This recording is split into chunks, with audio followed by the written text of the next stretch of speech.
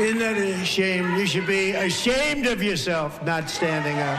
You should be ashamed of yourself. That is why I'm also asking you to end deadly sanctuary cities that protect the criminals and enact serious penalties for public officials who block the removal of criminal aliens. In many cases, tonight's remarks focus on two of the most polarizing issues in American politics: immigration enforcement and election integrity. The speaker frames sanctuary city policies and voter ID laws as urgent matters of national security and democratic legitimacy. These topics have long divided lawmakers, with supporters arguing they protect public safety and election confidence, and critics warning about constitutional limits and voter access concerns. As we listen, it's important to separate political rhetoric from policy specifics, and to consider what evidence supports the claims being made. Drug lords, murderers all over our country, they're blocking the removal of these people out of our country, and you should be ashamed of yourself. Yeah.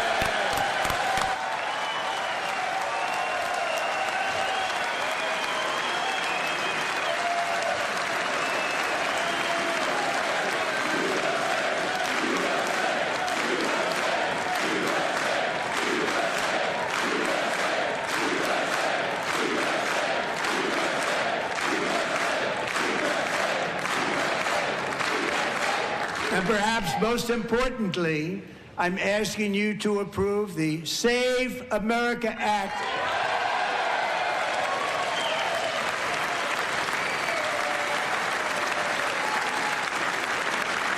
To stop illegal aliens and others who are unpermitted persons from voting in our sacred American elections. That cheating is rampant in our elections. It's rampant. It's very simple.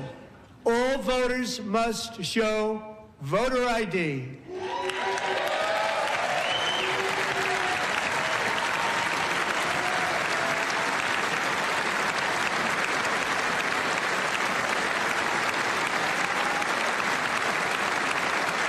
All voters must show proof of citizenship in order to vote.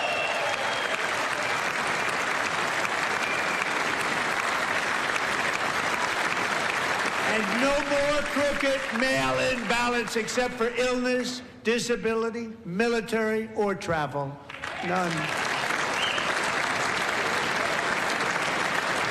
And this should be an easy one. And by the way, it's polling at 89%, including Democrats. 89. Claims about widespread voter fraud have been a central feature of American political debate in recent years. However, multiple court rulings, bipartisan state audits, and federal reviews following recent national elections found no evidence of fraud on a scale that would change outcomes. At the same time, voter ID laws do exist in many states, though requirements vary widely. Supporters argue these laws increase public confidence. Opponents argue they may disproportionately affect certain voter groups. The key question for viewers is this: does stricter identification policy strengthen trust in elections, or does it risk limiting access? Understanding both perspectives is essential to evaluating proposals like the one described here.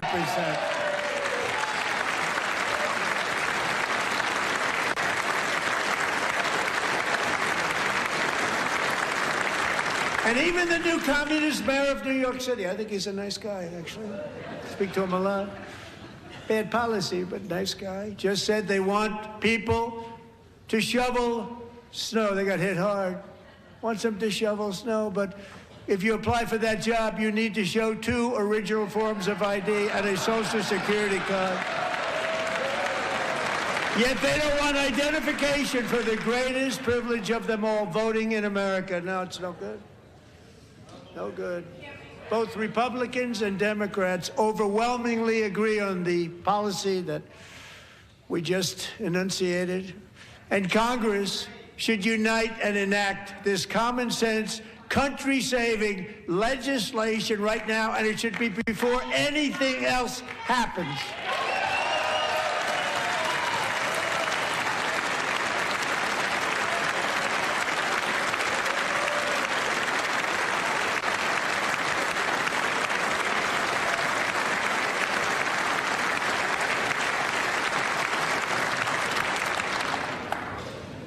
And the reason they don't want to do it, why would anybody not want voter ID? One reason: because they want to cheat. There's only one reason. They make up all excuses. They say it's racist. They come up with things you almost say, what imagination they have. They want to cheat. They have cheated, and their policy is so bad that the only way they can get elected is to cheat. And we're going to stop it. We have to stop it, John.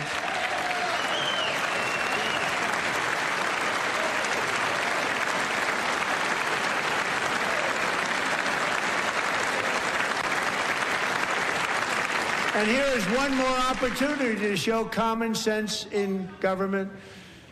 In the gallery tonight are Sage Blair and her mother, Michelle. In 2021, Sage was 14 when school officials in Virginia sought to socially transition her to a new gender, treating her as a boy and hiding it from her parents. Hard to believe, isn't it? Before long, a confused Sage ran away from home after she was found in a horrific situation in Maryland.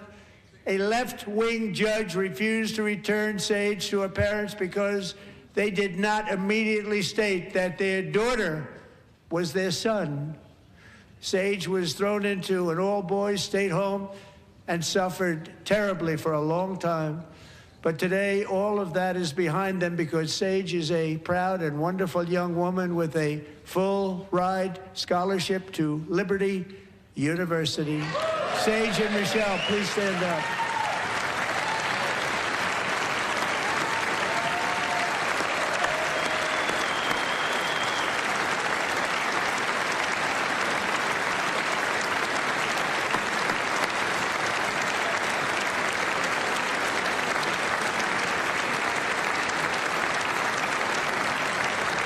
And thank you for your great bravery. And who can believe that we're even speaking about things like this? 15 years ago, if somebody was up here and said that, they'd say, what's wrong with him? But now we have to say it because it's going on all over numerous states without even telling the parents. But surely we can all agree no state can be allowed to rip children from their parents' arms and transition them to a new gender against the parents' will. Who would believe that we're even talking about this? We must ban it. Speech brings together several deeply contested issues: immigration enforcement, election procedures, and parental rights in education and gender policy. Each topic carries significant legal, constitutional, and social implications. While strong language can energize supporters, it can also intensify polarization in an already divided political climate. For viewers, the broader takeaway may be less about individual accusations and more about how policy debates are framed in public discourse. Are these proposal solutions grounded in data and law, or political messaging designed to mobilize voters? We encourage you to examine the evidence, review primary sources, and engage respectfully. What stood out most to you in these remarks? Share your thoughts in the comments below. And for more balanced, fact-based political analysis, be sure to like, subscribe, and follow for continued coverage of the issues shaping our democracy.